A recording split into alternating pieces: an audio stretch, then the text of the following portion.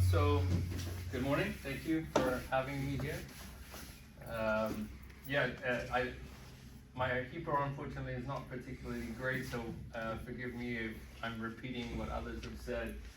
Essentially, Advancing Eco-Agriculture is one of the leading regenerative agronomy companies in the United States.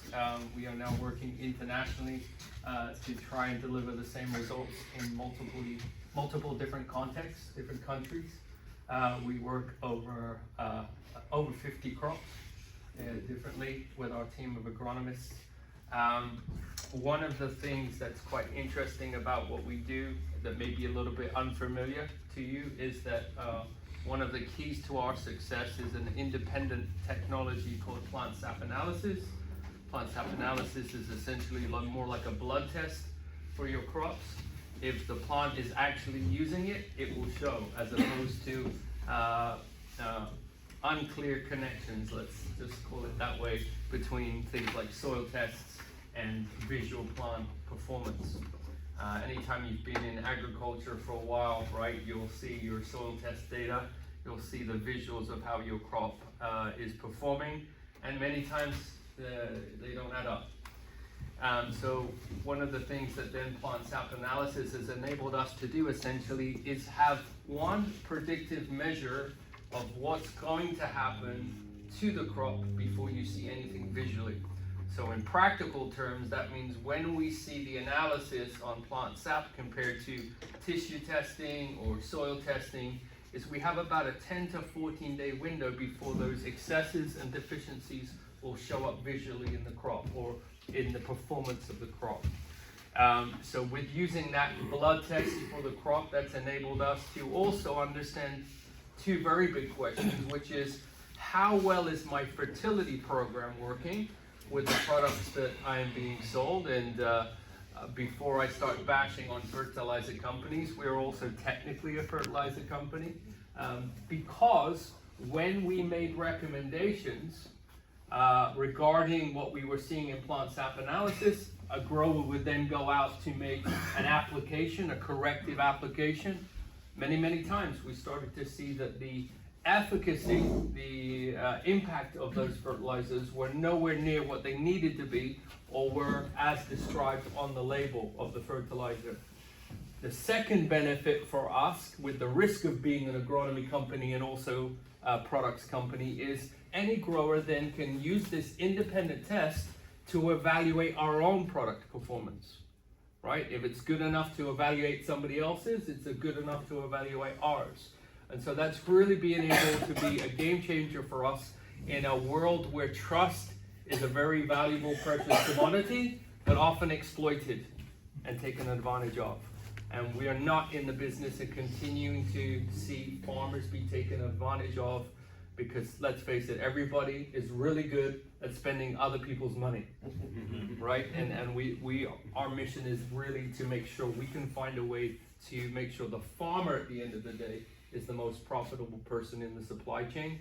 And I can talk today or another time about our work in the supply chain and how we're attracting purchasers to, in a way, to reward the farmer for those extra efforts. Maybe say that you lived in Israel. Son? Yeah, so Gadi's like prompting me about, so even though my Hebrew is bad, so I left Israel in 2007, so I used to live here. Of course, that means I'm 37 or something, right? You know? 17 years ago was the last time I've been in Israel, so it's been an absolute joy to be back here and to be involved in, potentially involved in the work that's going on in Israel, in agriculture. Okay, so I don't know if this is going to work. It doesn't like me. But if I can understand, how many people are working in greenhouse production here? Okay. And keep your hand up if you're working in soil. Okay. Anybody working in substrate media, bags of material? Okay. Okay. One of the things that makes, including, I know that you touched on this, Telly, too, one of the things that makes the work that we do even more important is, if you've been around greenhouse production long enough, you'll know that if we continue to do things the way that we're doing, we're going to have to move to growing medium because of the levels of toxicity and buildup over time. So I'm coming on the other end. Well, now a lot of our large growers, so we work with one of the top 3 tomato producers in Mexico for US market. So for example, one production site would be around 300 hectares of greenhouses. If you could do the math, I know we don't work in hectares, it's large, right?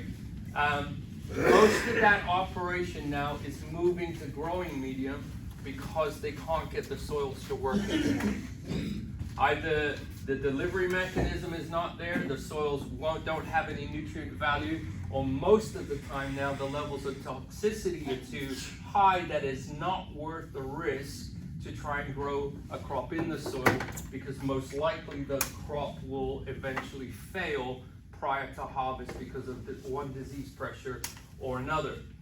So one of the things that we did coming in was we tried to figure out then how to calibrate the program that they were having on growing medium, and then a second program to start to look at a regeneration of the soil program, because from an economic point of view, if they could go back to soil, it would be a lot more beneficial from a production point of view. And secondly, you are very limited in growing medium if you want to utilize all available resources to what you can do in a growing medium. In other words, the medium is literally going to hold the plant in place, and everything the plant needs then has to come from outside.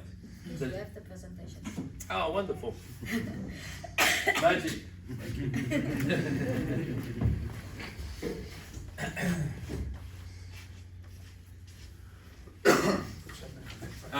Speaking of all available resources, thank you. This is simply a wheat seed, obviously very, very early on. And what you're seeing here is the power of a biological inoculant, a beneficial biology. אינוקולנט מכירים? נבג. מדבק?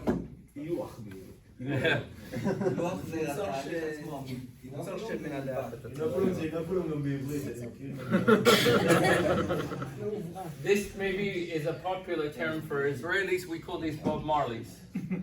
We call these the dreadlocks of the agricultural world. All you're seeing there is a biology relationship with the sugars or exudates being released there that is dramatically impacting the overall root mass. This is what you want to see. If you can see your crops have this size root mass with this biological strong relationship, when in fact, if you look at this one, would this even be popping out maybe just in your seedling tray? What would you see in the seed tray? Maybe this, right? When at your planting depth. So to have this kind of head start, these are the kinds of goals that we want to sort of create to give the grower the best chance. Let me just jump forward here. This is also, I'll get back to the Mexico story in a second. This is an organic trial in India. Same problem in India now. So this is open field. Organic growers have been using all of the great organic products for a time, over applying, and now they are also leaving organic industry because they can't get crops to all the way to harvest without being destroyed by disease pressure. These are 2 rows, not 2 blocks. So this is severe disease pressure, very low energy. The beans on this one, obviously green beans, very, very small. This is just sap analysis and micronutrients. Okay, and these are 2 rows right next to each other. So obviously this is a very interesting proposition. Now the government of India are very interested in this trial because of this being an outstanding problem. מייקרונוטריאנטס, גם כן אתם מבינים בהקשר הזה? בהקשר הזה. כל הביוסטימולנטים, נכון? וכאילו?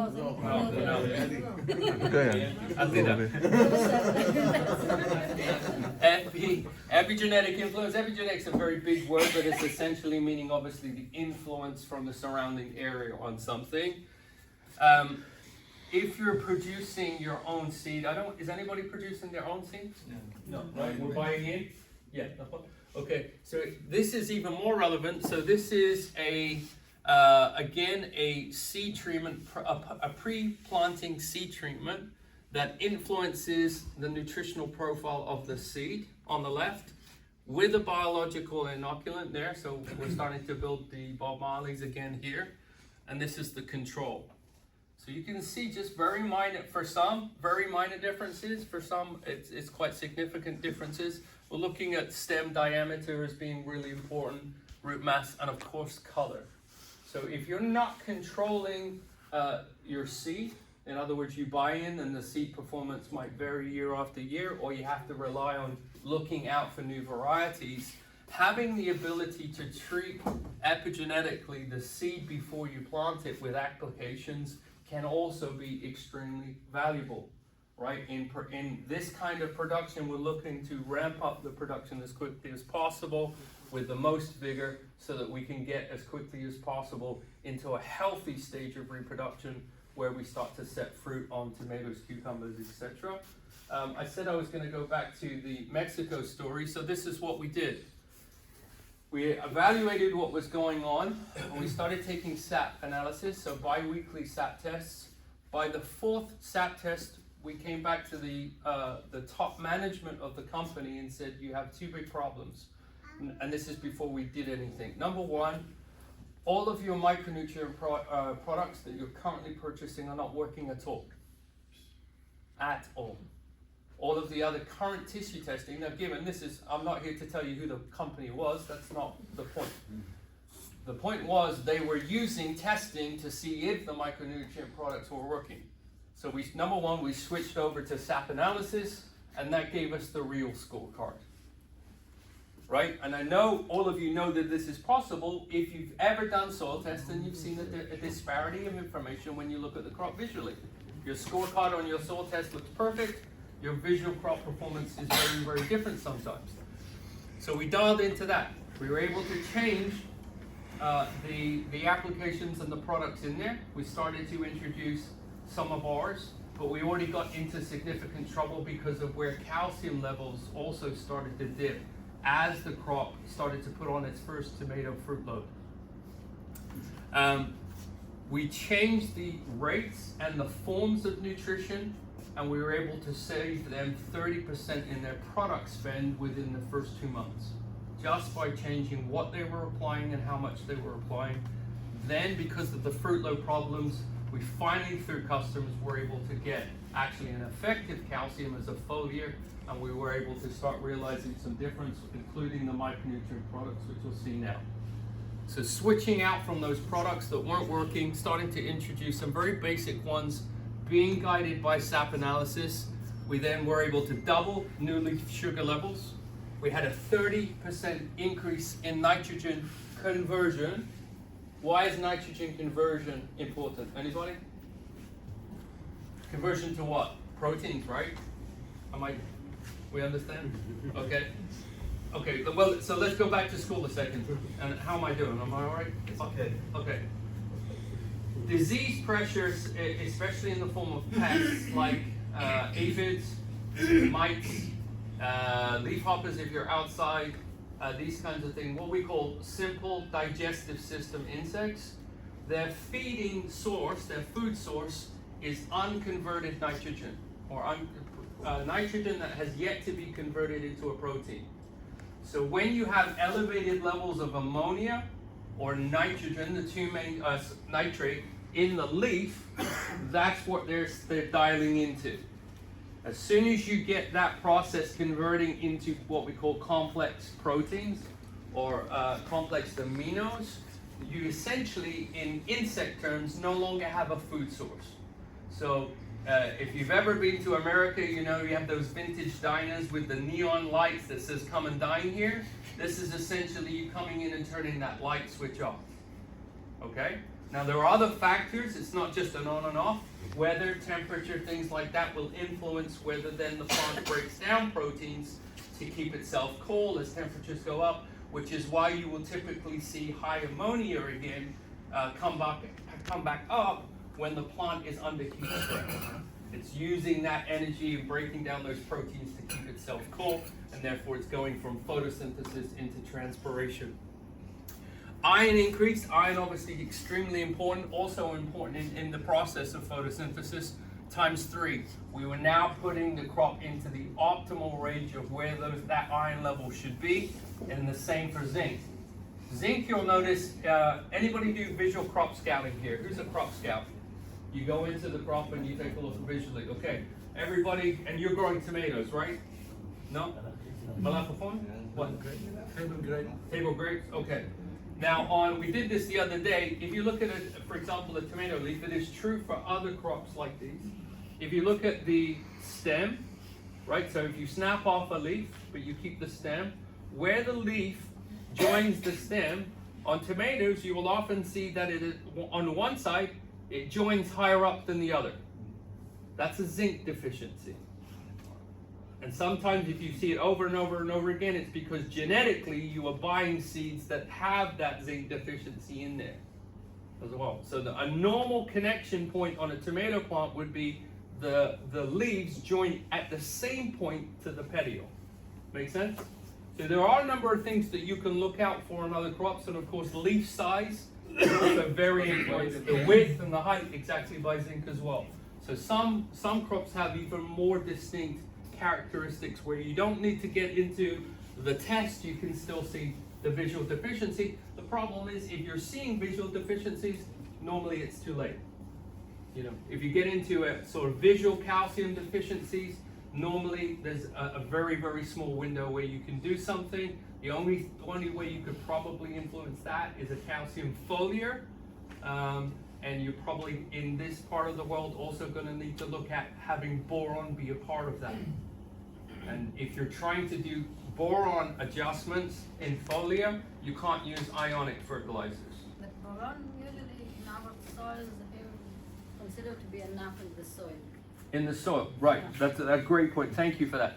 So what we see in the soil is not always true of what we see in the crop. And that's what we have to measure, right? So I'm from, I live in Virginia. You can probably tell I'm not from America. I was born in England. So my neighbors are gradually deciding whether they like me or not, right? So they still, some of them still call me a redcoat. So that's another story. But speaking of red, my soils are red clay, hard, heavy red clay. You know, maybe some of you have that joy in life of dealing with heavy red clay. All of that red is coming from iron. Do you think my crop's always going to have iron available? No, why?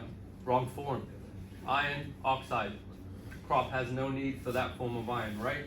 Same thing, some of our nutrients are there in abundance, but the crop has difficulty taking those up, okay? So when we look at the ultimate scorecard of SAP analysis, we're looking for, is that boron adequate enough? We know the role of boron, I say this a lot. Calcium is like the overweight, lazy person sitting on the couch eating a bag of chips, doesn't want to go anywhere, it needs to have an Uber or a moniot, right?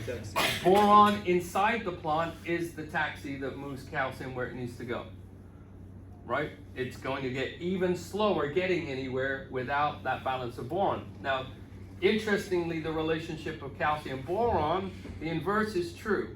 A lot of people are seeing what they believe is calcium deficiency. It can be boron toxicity. If you get into boron toxicity, what's the solution? Calcium. Okay, so it has a very interesting love-hate relationship. And in a lot of crops, the real issue in terms of fruiting strength and fruiting size is how well you're managing manganese. Why manganese? What's the role of manganese in crop physiology? Anybody know? Again? Makes the leaf size bigger and everything. Yeah, so gum, right? The two main principles we're looking at is hydrolysis. So it plays a huge role in heat stress because it is responsible for splitting the water molecule. And secondly, it is one of the key regulators for potassium. So when you have early excessive potassium, what are you going to have a problem with? Developing size early on in the crop. Why? Because calcium is deciding how many cells are going to be made. potassium later on is responsible for filling those cells. So in other words, calcium gives you your potential crop size, potential. Potassium is what realizes that potential, because potassium is the sugars that's moving in to fill each of those cells. So if the more cells you have created primarily by calcium, the larger potential fruit size you're going to have. So a lot of times, right, in fruiting crops, your limitation there is the amount of calcium early on. Later on, calcium becomes harder and harder to move. And the regulation of potassium, which would restrict calcium uptake, is being regulated by manganese. Makes sense? Is this helpful, by the way? Is this good? Okay. So boron increase, molybdenum. You know how we talked about nitrate levels being an indicator for pest or a nutrient for pest? Molybdenum is universally low inside plants, universally across the world. All the work we do, always low, and is one of the key nutrients for converting nitrogen into proteins. Right? So when you see excessive nitrates, ammonium, etc., and the protein process, the protein synthesis is working, one of the first things we're going to look to is molybdenum. Yes? What will be simple for a farmer to test whether the plant really absorb the spraying of minerals? You know, we don't have all the time in our farms test kits, laboratory level, in a laboratory level. How can we, do you have a simple test for farmers to test whether the plant really, the leaves really absorb the spraying of these minerals? There are some visual signs depending on what we're looking at, right? So that's a very broad question, because there are a number of nutrients that are going to manifest differently, and then it's also going to depend on practices. So for example, we like to say in AEA, nitrogen covers a multitude of sins. Because why? Because nitrogen is one of the ways you get a very nice green response on your crop, right? If you talk to people who manage golf courses, how do they get their green response? Through nitrogen? No. Iron. Exactly. Right? So when you have something that is very good at giving you the impression of a nice dark green, the problem when nitrogen does that, it hides all of the other deficiencies. So if I lower my nitrogen, maybe I start to see iron chlorosis, magnesium deficiency, but because I'm really hitting the crop hard with nitrogen, I get a green response, and visually I can no longer see those deficiencies. So that's part of the problem of how do I solve this without having a test. Now I will say, on sap analysis again, right, we don't benefit, financially from this. It's just we're trying to create success. You can send samples to a lab, right? For us in the States, it's about $95 a test. It's not cheap, but the information is extremely valuable. So you decide, what the economics are for that. Maybe you don't have to do it for every year. Maybe you want to decide to do some random samples or do it for a year and create a trajectory of how your crops are generally going to perform. So a simple question, a complicated answer, too many moving parts, but yeah. But that's what we're trying to develop, if you know what I'm talking about. Yeah. Okay, cobalt. Cobalt's interesting because this is an interesting one. Last year we had an organic tomato grower, field tomatoes in California, see that all of a sudden his tomato market price was really, really good. And they had, because of a delay in the season from weather, they were not able to harvest to get to the crops quickly enough to harvest. So they were at risk of over-ripening in the field before they could harvest them. So one of the things that we did, we came in with a number of other micronutrients, our special source combination that if you make me good twice. I can tell you what it is. But one of the other ingredients in there was cobalt. The role of cobalt is interesting because it shuts off ethylene signaling. Ethylene signaling is the process there for fruit maturation for it to release the fruit, right? So in apples or tree fruit, that's what's going to signal it to drop and say, I'm good, you don't need to keep sending sugars there. So with applications of cobalt and some other pieces, you can slow or delay that maturation down. So if that's ever your problem or in the greenhouse, which I realize it can be at times, you know, you can consider where your cobalt levels are from a practical point of view. This is the second Mexico trail, obviously Malapafuan, right? Cucumbers. And so you can't really see the comment in here, but basically we're very early on, or I would say actually we're probably at this point now about a third of the way through the growth process here. And the customer that we're trialing on is basically seeing better color. Crops look about the same, so there's a little bit better of color. The internode spacing, however, is much better, and they're seeing less nematode and whitefly pressure. So those two last pieces are obviously for them the most significant. For me, why do I want to know about internode spacing? Because internode spacing tells me two things. Cytokinase, so reproductive dominance, and it also tells me how badly somebody is abusing the use of nitrogen. Right? Nitrate nitrogen will give you very quick, rapid vegetative growth, but when we want most of these kinds of crops to be slightly reproductively dominant hormonally all the time. And one of the visual signs of that reproductive dominance is my internode spacing. So my spacing between the next set of leaves, etc., will be a lot shorter. So even depending on, doesn't matter about determinate or indeterminate, etc., on tomatoes as well, we want more shortness between the space. And then lastly, I've been talking a lot, and maybe we can do questions. One of the other things that AEA came up with in our work was how to diagnose the stages of health that your crops are at to where they will become immune to certain diseases and immune to certain pests. So there are two main functions very quickly. We have what's called passive immunity. So this is where you could start. You could radically improve your photosynthesis, and then you could radically improve your protein synthesis, because this passive immunity, these two accomplishments are dependent on your chemistry and nutrition. The second two here, level 3 and level 4, are based on active immunity, which means you need to have a robust microbiome that is stimulating and creating metabolites. Now, thankfully, my orchard, when I do get to work on it, for the last 3 years, has been resistant to Japanese beetle, which is quite an accomplishment. And I'll be happy to show pictures of my orchard another time. Here's, if you want to take a picture, you can also get this document on our website if you wanted to look more closely at it.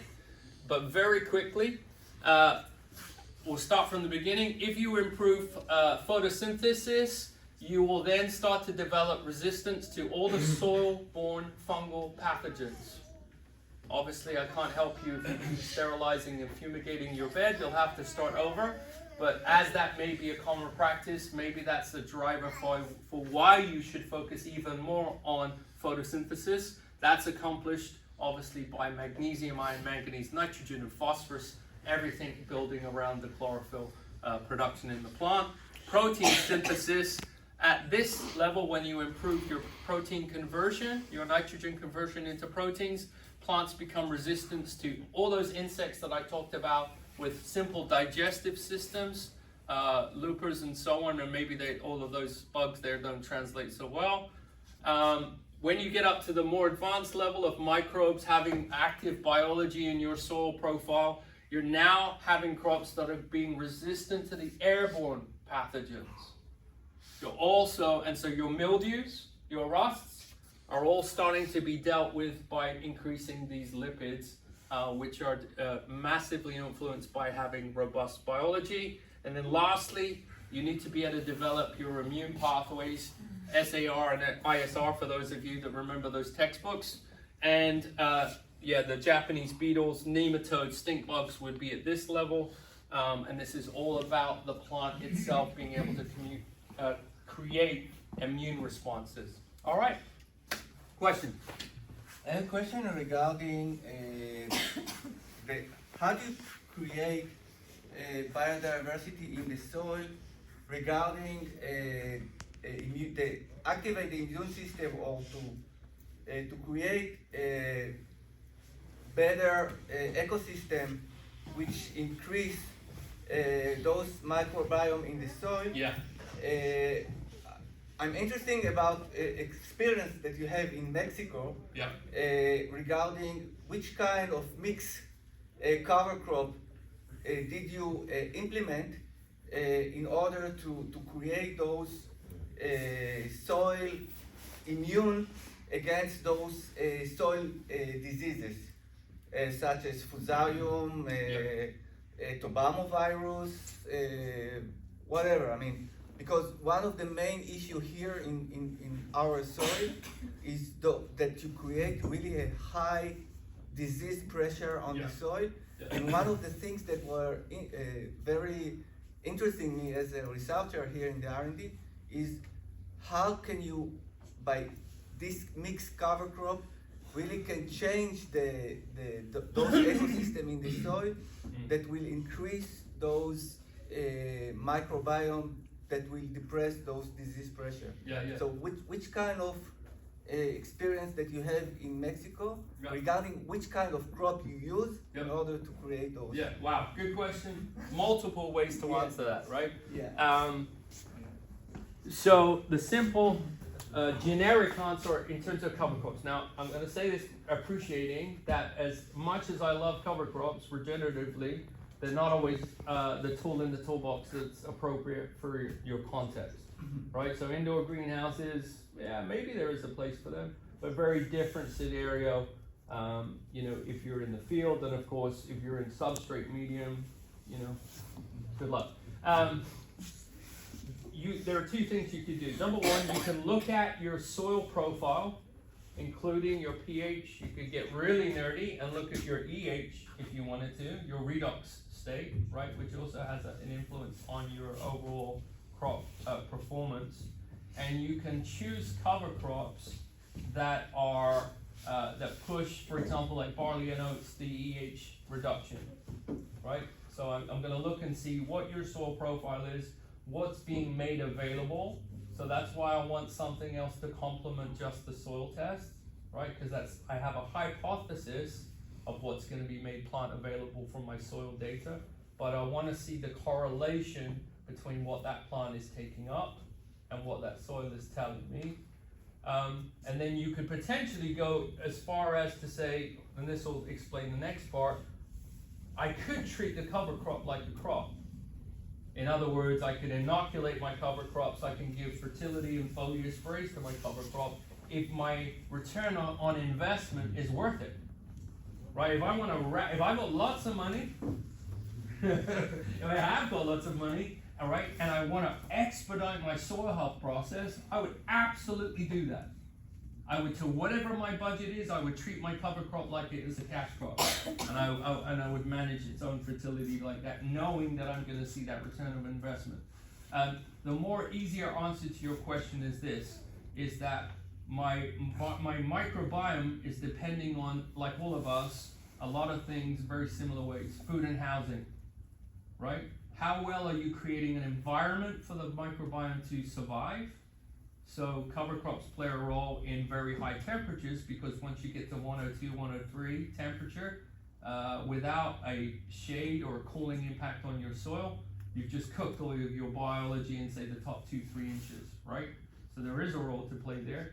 But the main thing on the food side is they're feeding off of those exudates. So there's these exudates here. So when I increase photosynthesis, I'm actually sending more food as exudates into the microbiome, and therefore I'm creating a better synergistic relationship as well as improving soil health. So this is the main way that we would go about it, because plant health can also determine soil health, right? So yes, we need healthy soil to grow healthy crops, but healthy crops also help us by creating healthy soil. And the success of the microbiome is dependent on a synergistic relationship, a symbiotic relationship where a crop is providing food for it, and then it in turn provides food for the crop. What about biodiversity? I mean, how do you create those biodiversity if you are not using multi-cover crop species? Yeah, somebody who makes a very good broad spectrum beneficial biological inoculant, what we have found time and time again is even if you don't cover the array, there are keystone species that will stimulate all of the other diverse species. How? Huh? How? They have their own relationships. Okay. Yeah. Don't forget, right? There's a lot of things going on. So for that influence soil health, right? So there's indicators. So you talked about cover crops, right? That can shift. We call it the rhizosphere, right? How the soil is different from soil further out because the plant is also having a relationship with pH. In other words, which nutrients come off the colloid more easily than others, right? As well as it will then determine its environment to where certain biological species will feel more at home than others, and they will thrive. Now we could go down a bunny trail, I regret saying this, I'm sure, which is if you set up the food sources for biology in the soil correctly, you can turn things like Fusarium rhizoctonia into beneficials. There's data on that now, which is pretty interesting, right? And if you potentially provide enough bacterial food for some of those fungal pathogens, etc., they will actually go for that food more than your crop, and then you don't have crops experiencing the disease pressure, even though that pathogen is still in your soil profile. So there's a number of ways that you can go with that, but it's a lot of moving parts. Anybody else? I want to say something. Yeah. Actually, I want to go a bit basic. Yeah. So we go under, it's not a shade, it's a nylon, polyethylene, plastic. Yep. I go to the water, to the irrigate and to the light, speaking about photosynthesis, because deep dive to the mineral, I'm not sure. I want to ask you, what do you think where you put your finger? So we irrigate with a 2.9, 3.5 millisiemens EC, electrical net. Yep. And soil, salt in the soil. Yeah. Anyway, desert. Yeah. Under nylon, radiation 40% lower at least. Clean, new, if it's clean and new.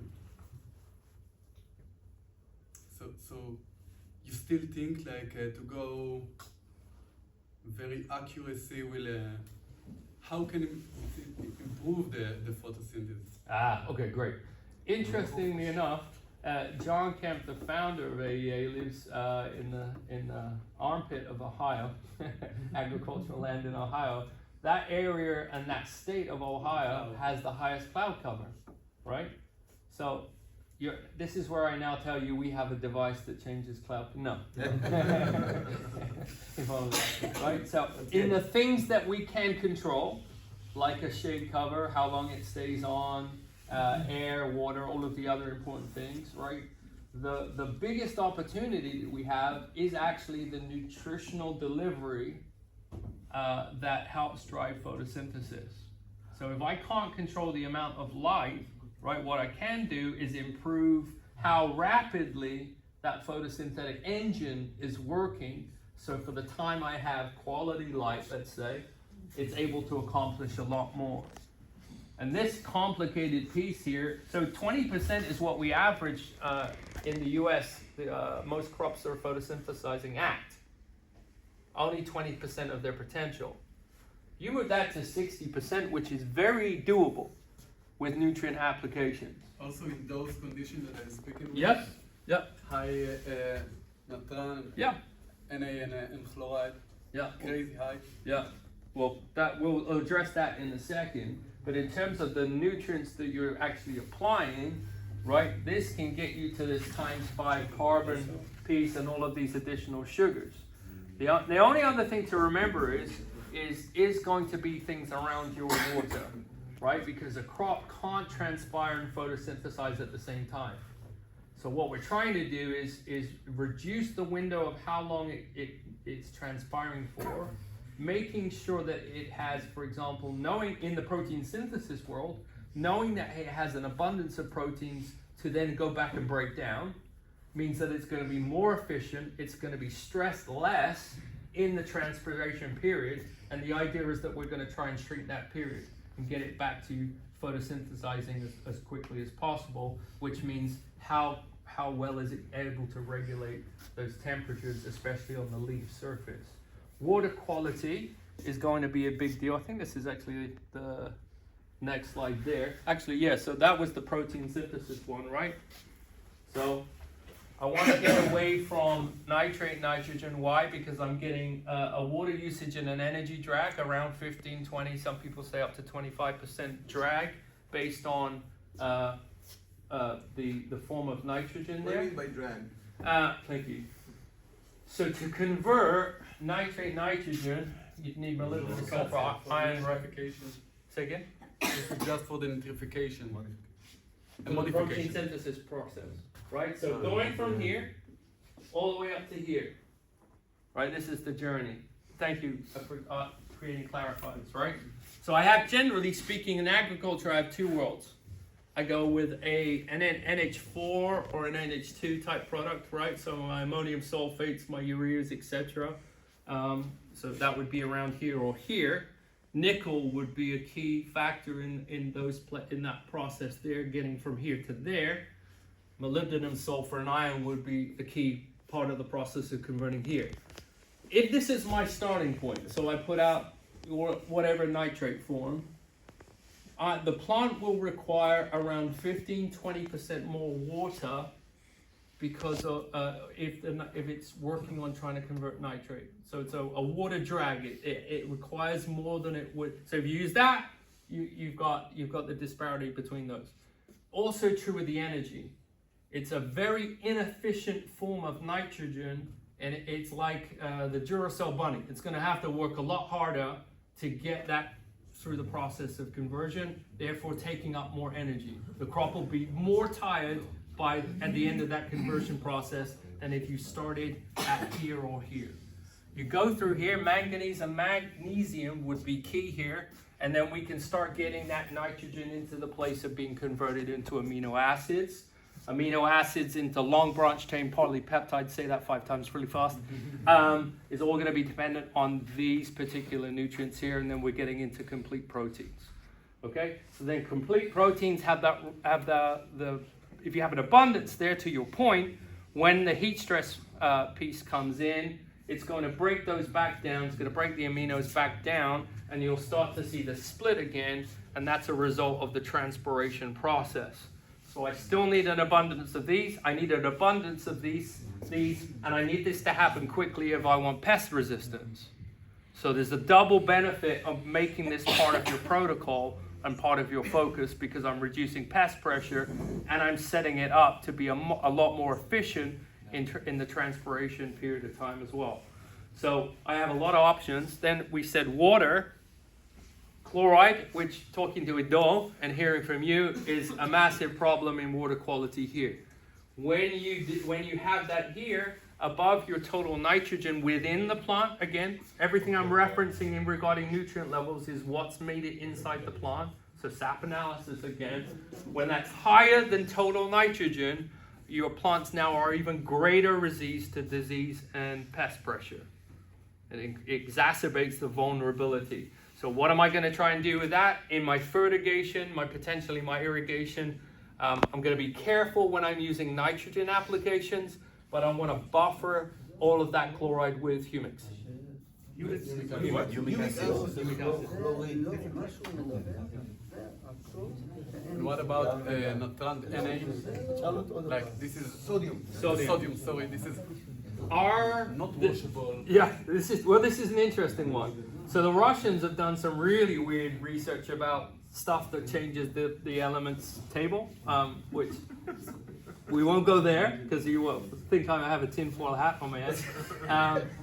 But what we have seen, what I can tell, time and time again, repeated, one of our top cotton growers that produces double the region and the national average in cotton shouldn't be able to grow anything in New Mexico because of his sodium levels. What did we do? We did all of what we're describing, but we added a very specific strain of biology that was good at helping suppress that sodium level. You bought it with you in the No. suitcase? But this is why I'm going to talk to Dan more and more to see how we can maybe complement and collaborate there as well. So, yeah. So I'm presenting solutions and problems. I'm not selling you anything. Right? Yeah. So, but yeah, that's a big deal. So that was a really good learning point for me to know that this is a common experience, water quality, especially on the chloride side. Yeah. In the soils, like we discussed before, the soils in this area, we have very, very low organic material, less than 1% in most of them. Yep. And the question is, how can we, what do you recommend, how can we build up the microbial community? I mean, okay, we are adding 1 year, you know, all the things. The question is, should we add every time? And like, okay, that's what we have, we cannot build it up, or are there methods to build it up? Yeah. Yeah, a couple of things. Wow, such important. Especially because of this water quality issue too. You know, if you're in the humic acid industry right now, that's the goal, right? Because you've got a stable humic that is essentially starting to do the same thing as organic matter in the conventional breakdown process, right? Manures and things like that. So adding as part of your protocol, humics is going to be the way forward. Humic acids, good ones, are going to also be a very important role in that biological food and house shelter kind of scenario. So looking after them. The rest is about management. So if you think about, we do have growers, by the way, with exactly the same organic matter levels. We have mainly sandy soil. Yeah. That is from Yeah. south, so it doesn't hold anything. Yeah, why they grow strawberries and citrus in Florida, which is beach sand, right? Like, if you can grow anything in Florida, this should all encourage you, which they do, right? Because it's basically beach sand. Yeah, exactly. Yeah. And so, but the rest is a lot management. So, for example, right, what is excess nitrogen going to do? It's going to burn off, oxidize all of my carbon. Right. So, how am I going to use nitrogen if I want to keep organic matter and carbon? Right. Do I want to burn off carbon? Yes. All the climate change people freaking out. Yes, we need high emissions. Yes, we need elevated CO2. Not all the way up there. We want something around to cycle it, right? To pull it back down, to breathe in and to breathe out. But the elevated CO2, everybody knows, right? In agriculture, when you're growing production, hugely impactful. So we want to have a system that is increasing carbon, or in other words, where we're improving those levels and not making the situation worse. Some of the biggest offenders is just literally things like nitrogen management, especially excessive levels of nitrate, right? And think about it, because this is one of the cheapest ways to build other nutrients, fertilizers. And again, I'm not trying to slam people, but look at your calcium. Is your calcium nitrate? Is your nitrogen ammonium nitrate, or what is it? And so, you know, when you look at all of these other forms, even with potassiums and things, you can end up putting in potassium nitrate or potassium chloride as well. There goes your chloride level again. You know, it's choices that we make to make the situation worse or make it better. So yeah, biology, organic matter, and then are we going to get into cover crops? You know, is that a viable strategy for you? Can you, depending on the scenario you're growing in, can you mow and blow? Yeah. Yeah? But chop and drop? Mow and roll, to mow. Mulch, I think it's more possible. So 20 SEM from drip net Mhm. can be a delta of EC of at least 3 millisiemens. Like if you will measure under the drip net 30 SEM and 50 SEM, let's say 20 SEM to the side, Yeah, yeah, you are 6. yeah. Oh, for Another sure. 20 SEM, Yeah. I don't even know the Yeah. number it's like. So you need a big courage and guts to grow other thing or to irrigate, for example, with sprinklers.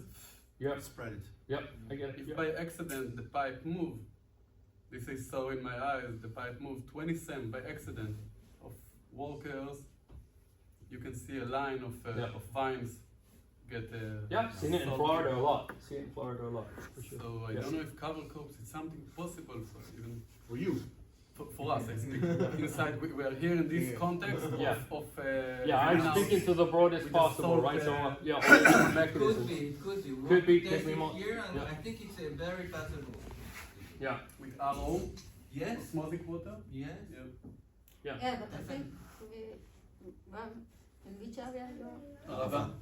No, Arava is That's the different. difference. Arava is salty water. Because here You in this don't have area this we have solid very issue. high quality of water. Yeah, quality It's of not water the, is- the Right. problem that we have is that we got But even water in that the is Arava, nothing sometimes. you drip like 20 centimeter, you can have water that that are more equal, and then you can create salty very in a very low rate. We have experience with that, and we did it. Now, What is you the can- issue here? Here there is no issue of salty water, okay? But a cover crop, there are some people that are using here. I have one example here next to me that is trying a cover crop and have a very nice results.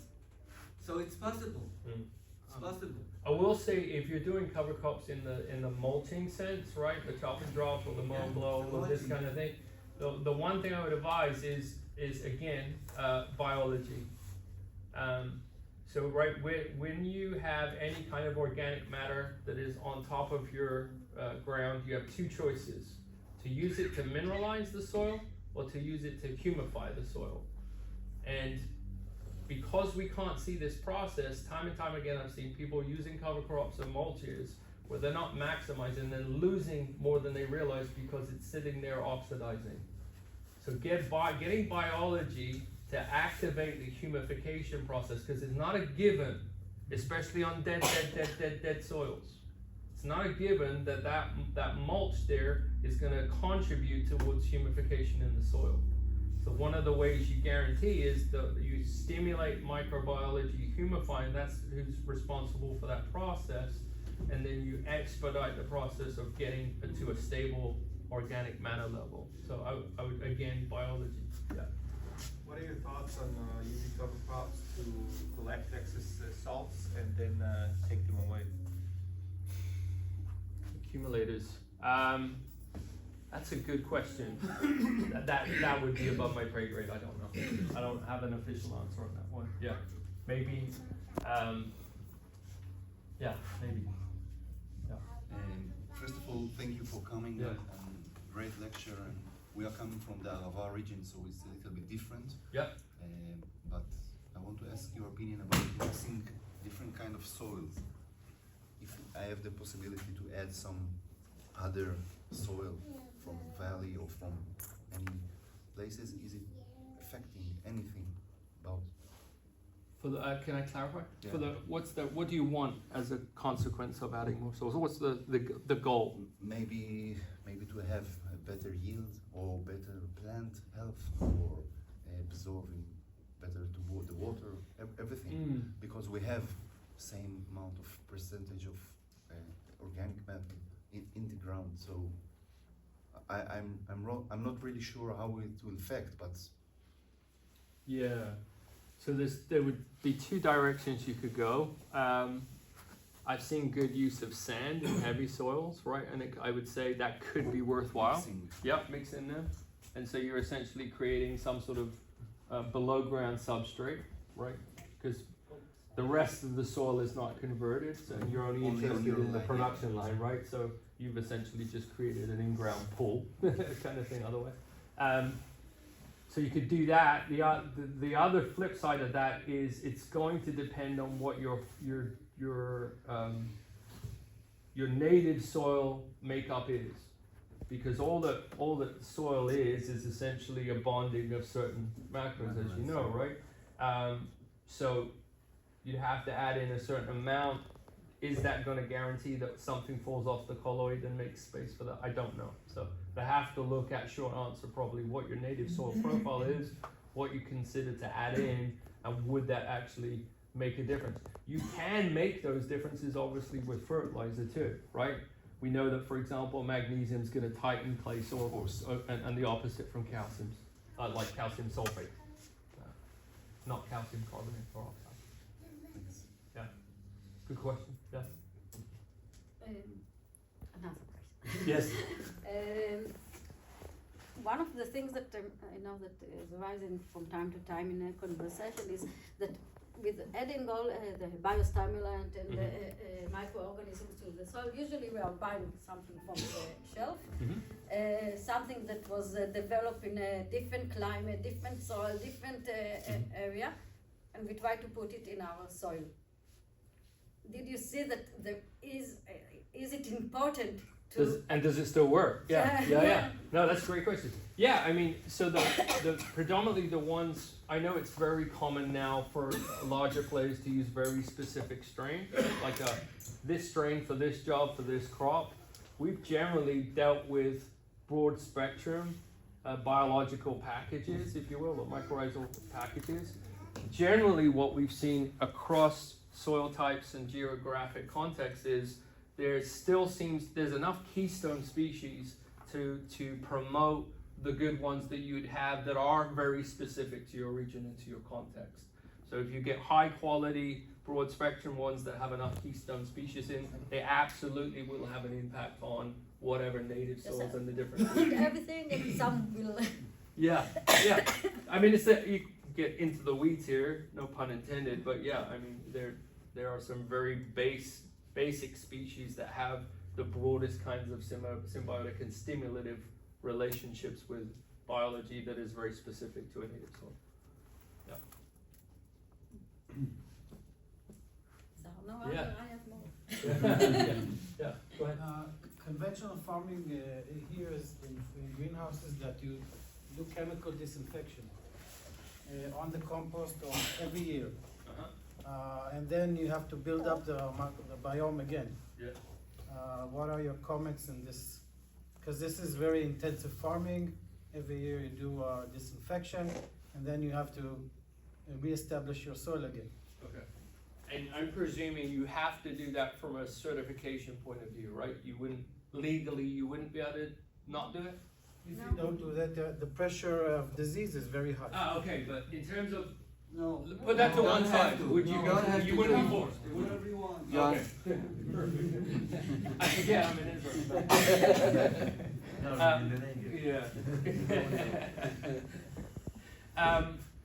That's Yeah. the conventional. Right. No, I mean, so look, we have customers that, regardless of whether it's enforced or not, they do that. We have customers that are, unfortunately, they're fumigating, sterilizing their bed every year, right? And that, again, depending on context, there's airborne pathogens, there's soil pathogens. Our idea is still gonna be the same. So if you're doing that, you still want the good guys to be the most dominant force in your soil profile. So if that is part of your practice, where you have to do a sterilization, or you're bringing in animal manures that might have antibiotics in them, etc., right? You're gonna still have to consider how you stack up the good guys to be the dominant force. They will keep all of the other pathogens suppressed. Because we need to get away from this mentality that says nothing or everything, right? A healthy soil is a balanced soil, not a soil devoid of what we call pathogens, right? So yeah, a practice of inoculating, nutritional balances. And again, if we go back to the plant health pyramid, right? There is a level that your crops will be at that is very attainable, where they are more and more resistant to soil-borne pathogens. When it's crazy, let's say we're starting at a very high disease level in the soil, we're going to look to reach for resources like certain cover crops, maybe if that's a part of the toolkit, or beneficial nematodes, things like that, depending on what the problem is. Yeah, hi. Hi. Does your company have any experience with the use of biochar to increase Yes. microbial? Yes. Yeah. Biochar is very easily overdone. Once you get into the we can make our own, and it's like homemade sausage factory. It's very messy. So in small amounts, what I like about biochar, what we like about biochar, is essentially the role it can play from an aggregate stability point of view in the soil, but more importantly, a biological house. Right? And I'm not looking so much of it from a potassium point of view or whatever stuff, especially because things like that are highly mobile anyway. Right? So I definitely look at a judicious use of biochar from the benefit of a biological perspective. And like I say, 9 times out of 10, no, I see people over apply it. So I just, it is something that you can over apply. People need to know that there is a negative consequence if you're going to do that. So, yeah. Otherwise, if you can get it, great. Yeah. Yeah. So I want to go back to the humification of the cover crops. So again, in the desert we have this saline soil and saline water. Yep. And I don't know if we clarified it, but so when we use the drip lines, what we do, we push those salts away from our crop. Yes. So and obviously where we grow, whether it's covered or even if it's not covered, we don't have any water, not even rain, for these cover crops, okay? For any green cover outside the rows of the crop. Mm-hmm. So it means we need to add water. If we add water, we disrupt this pushing of the salts. Mm-hmm. So that's what we're talking about, accumulating weeds or mulching or these kind of things. So what I wanted to know, do you have any experience in this kind of desert climate with cover crops? And what you said about bringing the biology for the humification of those mulches or green covers. So what do you mean? I mean, are we talking about whole biology from insects down to microbes, or specific strains? Or yeah. So your biological under the microscope species, right? So depending, I don't know the size or your context of what you're doing. For some greenhouses type things, that like open ones or small fields, market garden size, a backpack sprayer, right, with a humic and a biological, beneficial biology like bacteria, fungi, and that stuff like that, sprayed over the top. Maybe with some molasses as an additional sugar source, food source there. That will really stimulate a response in terms of that breaking down that cover crop mulch and kickstarting that humification process. So that would be the way I would go. And yeah, like I said, New Mexico is a very comparable context to yours as well. So there are strategies that you can do. Can you get any stage of growth out of a cover crop, or it's gonna fail quite immediately? Depends, I guess. Yeah. We need to try. Yeah. So you're looking at the speed of the cover crop, and how and maybe even the type, right? Maybe there's some much lower profile cover crops that don't have to get so tall. Yeah. That you can use that would still, for example, just change the temperature of the first couple of inches of soil, right? Now you're off to the races, because that's still a very valuable profile of the soil where the crop that you are growing can have relationships with the biology in a beneficial way and extract nutrition as a consequence. and the root obviously is then not freaking out because of the temperatures too as well, creating higher water needs and consumption. And then looking again, making sure we can move away from all of the salt-based fertilizers, right? Yeah. So all the synthetics, ionics, yeah, they're salt-based. And just look to what the Romans did in Carthage if you want to know what's the problem with salt-based fertilizers, right? Yeah. I think it's just to spray, let's say if it's a wood chip mulch, you think it's like just to spray it on top, or if it's compost tea fertigation, for example, it's through the treatment. Yeah. Do you make your own compost teas or anything like that too? Yeah. I mean, adding an inoculant to that would more than double your impact, your money.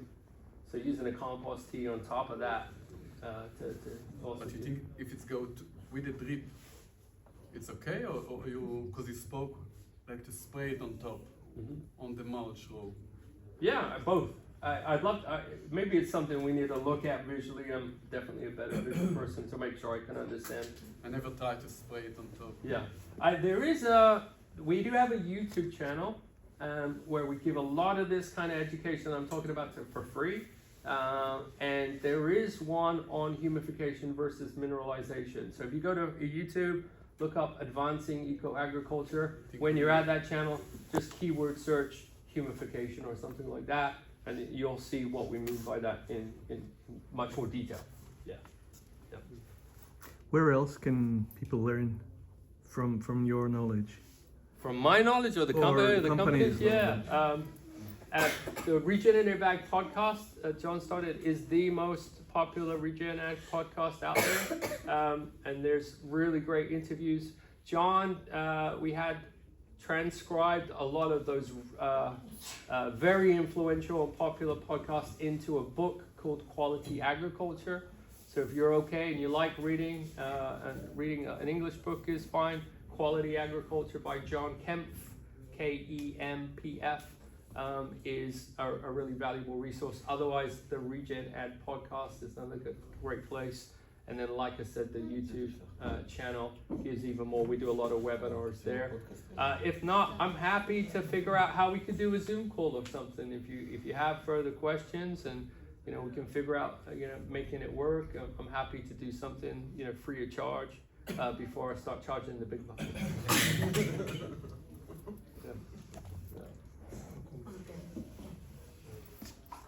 Okay, thank you.